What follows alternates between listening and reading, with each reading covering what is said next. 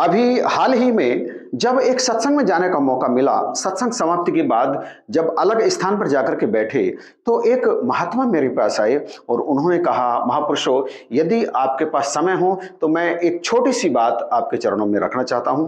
और जब उन्होंने बात रखनी शुरू की तो मैं समझ गया कि जिसे ये छोटी बात कह रहे हैं वह कोई छोटी बात नहीं है, वह बहुत बड़ी बात है। अक्सर संत निरंकारी मिशन में किसी कारणवश अति उत्साह के साथ कुछ भाई बहन ज्ञान लेने के लिए आ जाते हैं, ज्ञान प्राप्त करते हैं और फिर कुछ समय के बाद, कुछ वर्षों के बाद संत निरंकारी मिशन को छोड़ देते हैं। कुछ ऐसा ही प्रसंग उन्होंने मुझे सुना करके रिक्वेस्ट की, यदि आप चाहें, आप समय यदि दें तो हम उनके घर चल करके उनसे बात करें। और मैंने हाँ कह दी। बात क्या थी? यहाँ वह बात मैं आपके चरणों में रखना चाहता हूं। हो सकता है आपके भी कई परिचित या कोई रिश्तेदार इस तरह की परेशानी से गुजरा हो और उन्होंने संत निरंकारी मिशन छोड़ दिया हो। तो आप इस वीडियो को बड़े ध्यान से देखिएगा। मैं हूं नरेश, आप देख रहे हैं YouTube चैनल यही है सच। उन महापुरुषों के सास ससुर सहित पूरा परिवार, जिनमें उनके 2 साले थे, कुछ और परिचित थे, सारे के सारे संत निरंकारी मिशन से जुड़े थे। उन महात्माओं ने बताया कि उनका पूरा परिवार दिल से, हर तरह से, उनमें कई सेवा दल में भी थे और निरंतर सदगुरु की सेवा किया करते थे। समय पर सत्संग पहुंचना और जो कुछ भी सत्संग के लिए किया जाना चाहिए वो सब करते थे, ऐसा उनके रिश्तेदारों ने उन्हें बताया। फिर ऐसा हुआ कि इनके बड़े साले की शादी हो गई। बड़े साले की शादी हुई, कुछ समय के बाद पहली संतान हुई, वो बेटी थी। और जब कुछ और समय बीता तो फिर उस बहू के दूसरी बेटी पैदा हो गई। इस बीच दूसरी बेटी पैदा होने के बाद उनके दूसरे साले साहब की भी शादी हो गई। और जब दूसरे साले साहब की भी शादी हो गई तो कुछ समय और गुजरा और फिर इनके इस दूसरे साले की पत्नी के भी एक बेटी ने जन्म लिया।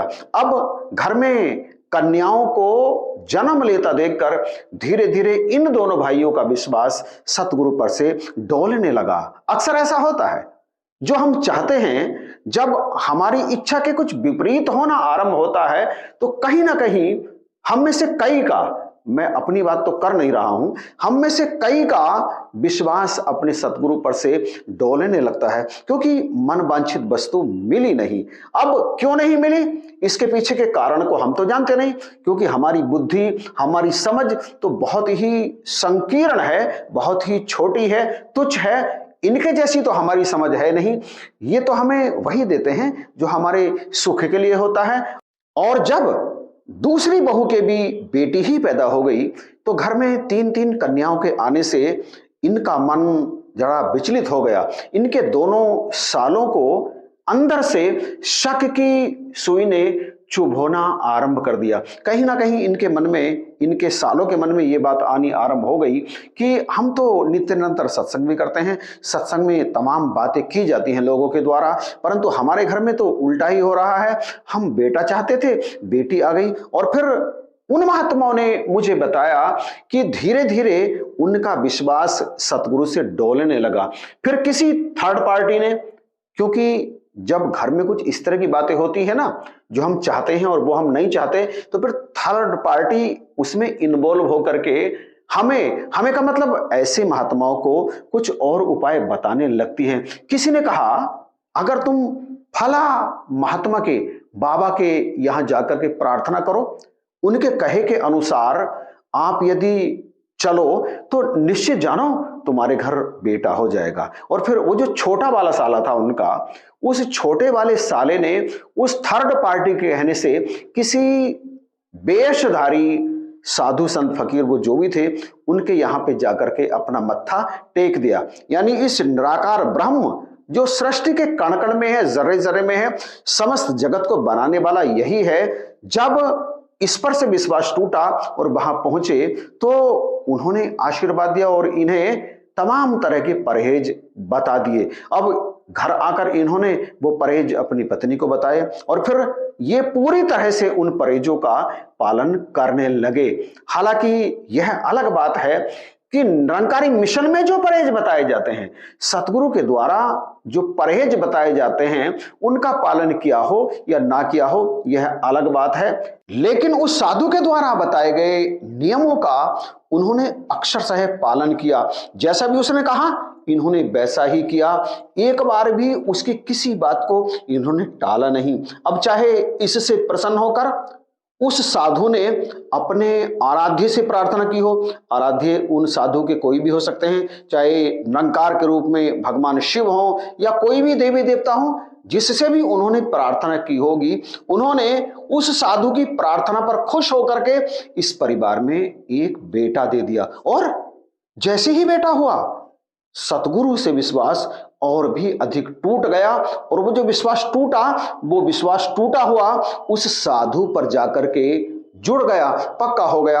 अब वे उस वेशधारी साधु को भी इस प्रभु परमेश्वर निराकार सतगुरु से ज्यादा मान्यता देने लगे। बड़े भाई ने जब ऐसा देखा तो उसकी आस भी टूट गई, उसकी टूटी हुई आस भी उस साधु से जाकर के मिलने लगी, जुड़ने लगी। इस बीच ये जो महात्मा मुझे बात बता रहे थे पूरी, ये वहां पर गए, जैसे ही पुत्र प्राप्ति हुई और उन्हें जब पता चला कि किस कारण से ये पुत्र प्राप्ति हुई है, वो उनका छोटा साला उनके सामने सारी बातें रखने लगा, हमने ऐसे किया वैसे किया, तब कहीं जाकर हमें पुत्र रत्न की प्राप्ति हुई। और तमाम लंबी चौड़ी डींगे वो उन साधु के बारे में अपने बहनोई से हाँकने लगे। इन्होंने अपनी तरफ से भरपूर समझाने का प्रयास किया, परंतु उनकी समझ में कोई बात नहीं आई। उन्होंने कहा हम जाएंगे तो वही ना जहां पर सही इलाज मिलेगा, जब यहां पर इलाज नहीं मिला तो हम वहां पे चले गए। निरंकारी मिशन में भी तो ऐसा ही कहा जाता है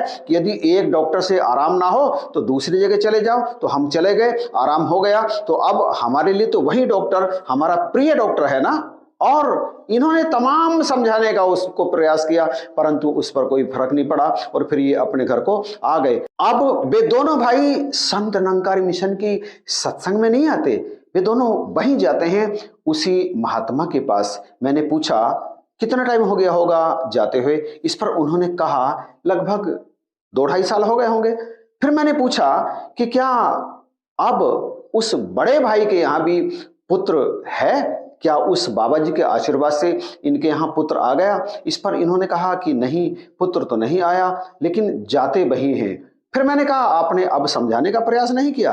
कहने लगे किया, मैंने तो यहाँ तक कहा कि यदि आपके वो बाबा जी इतने बड़े संत हैं, इतने बड़े भक्त हैं, तो फिर बड़े वाले साले के यहाँ भी पुत्र पैदा हो जाना चाहिए। इस पर उन्होंने कोई भी जवाब नहीं दिया और अब निरंकारी मिशन के सत्संग में नहीं आते। कहने का भाव यह है प्यारे भाइयों बहनों, ऐसा तमाम जगह देखने के लिए मिलता है।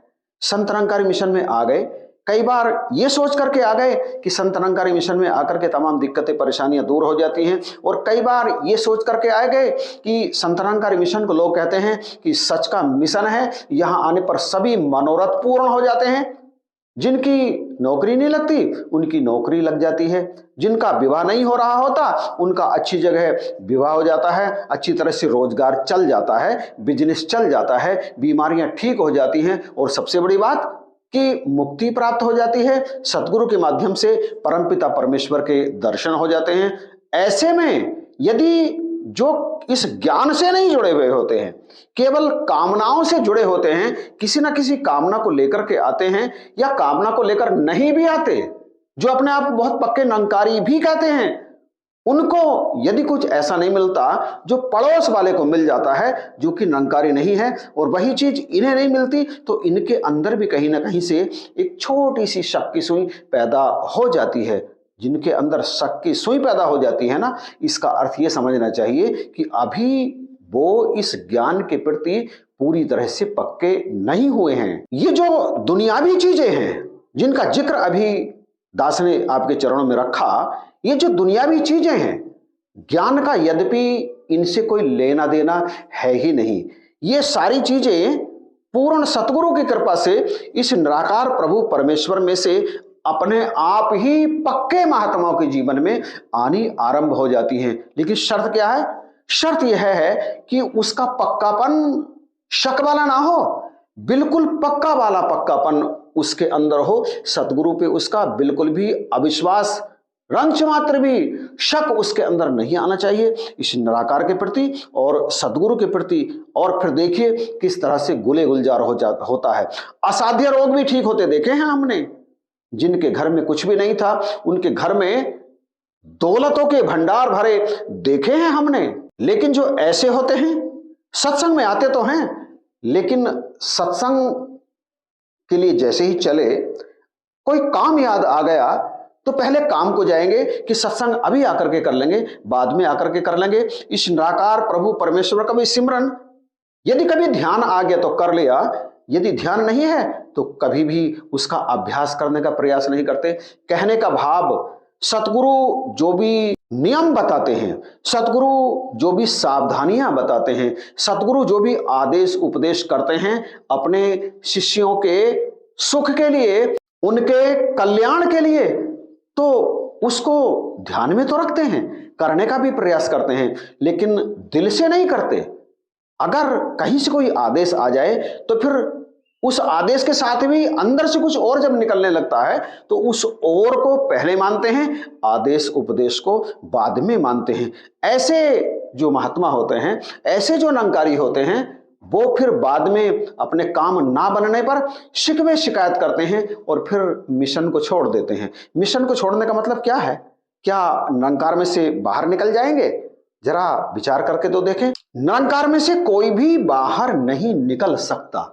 ये शरीर, इस शरीर के लिए हम काम करते हैं, इस शरीर के लिए हम नौकरी करते हैं, इस शरीर के लिए तमाम काम करते हैं। गाड़ियां खरीदते हैं, कपड़े खरीदते हैं और भी तमाम दुनियावी चीज किस लिए खरीदते हैं? इस शरीर के लिए। इस शरीर को सुख देने के लिए ही हम विवाह भी करते हैं, इस शरीर को सुख देने के लिए ही हम संतान उत्पत्ति भी करते हैं। और ये शरीर अंततः एक ना एक दिन समाप्त हो जाता है। कौन समाप्त नहीं होता?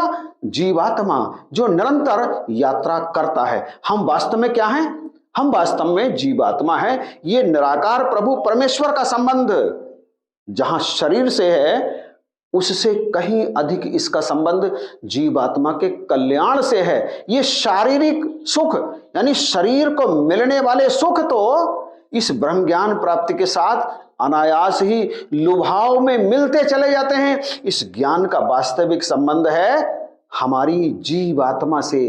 मोक्ष से मिलेगा शरीर को ना, मोक्ष मिलेगा जीवात्मा को। उन साधु महाराज के तप त्याग से, उन्होंने जो साधना की उसके प्रभाव से आपको संतान सुख मिल गया, पुत्र सुख मिल गया। निश्चित है पुत्र सुख आपको मिल गया, लेकिन ये सुख कैसा है? क्षणिक। ये सदा रहेगा, इस बात की कोई भी गारंटी वो साधु महाराज आपको दे नहीं सकते। और वो जो संतान, जो पुत्र आपको पैदा हुआ है, वो बड़ा होकर के क्या आपको सुखी करेगा? क्या आपकी बात मानेगा? क्या उसके द्वारा किए हुए कृत्यों से आपको सुख मिलेगा? इस बात की गारंटी क्या वो साधु महाराज दे सकते हैं? बिल्कुल भी नहीं दे सकते, क्योंकि वो उनके हाथ में है ही नहीं। हाँ, एक चीज और है कि उन साधु महाराज के द्वारा दिए गए आशीर्वाद से आपको कभी भी मोक्ष की प्राप्ति नहीं हो सकती। आपका जन्म जन्मांतरों का बंधन कभी भी कट नहीं सकता। वो तो जाना पड़ेगा। 184 योनियों में उसे काटने का तो केवल और केवल एक ही उपाय है, ये ब्रह्म ज्ञान। जब आप सोचते हैं कि मैंने ब्रह्म ज्ञान छोड़ दिया, कहीं और जा रहा हूं अब मैं, तो फिर आप मोक्ष के अधिकारी नहीं रहते। इस जीवन में आगे जाकर के आपको सुख मिलेगा कोई किसी प्रकार का, इस बात की कोई गारंटी नहीं होती। जिस पुत्र रत्न की प्राप्ति के लिए आपने इस निराकार प्रभु से नाता तोड़ा, वो पुत्र आपके शरीर के छूटते ही आपसे नाता तोड़ लेगा।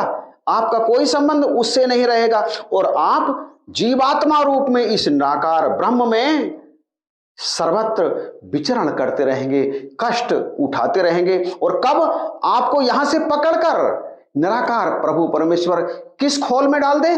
कुत्ते, बिल्ली, कीड़े मकोड़े, हाथी, शेर, पेड़, किस खोल में डाल दे आप ये तय नहीं कर सकते। जहां चाहे वहां डाल सकता है। आपके पुत्र के कर्म, उसमें कोई भी दखल नहीं कर सकते, ना उसे रोक सकते हैं और वो जो साधु महाराज जिनके कारण आपको पुत्र रत्न प्राप्ति हुई है, वो भी इसमें कोई रुकावट या वो भी इसमें कोई बदलाव बिल्कुल भी नहीं कर सकते। आखिर उन साधु महाराज ने अपने आशीर्वाद से आपको पुत्र रत्न तो दे दिया, यद्यपि वो पुत्र रत्न वो भी नहीं दे सकते, उन्होंने भी कहीं से मांग करके दिया। उनके पास कुछ है ही नहीं, सिर्फ साधना है, और आपको पुत्र रत्न देने की कोशिश में उनकी साधना का बहुत सारा हिस्सा आपके लिए खर्च हो गया। प्यारे भाइयों बहनों, ये ब्रह्म ये समस्त ज्ञान से ऊपर का ज्ञान है, समस्त दौलतों से बड़ी दौलत है। इसके अतिरिक्त और कोई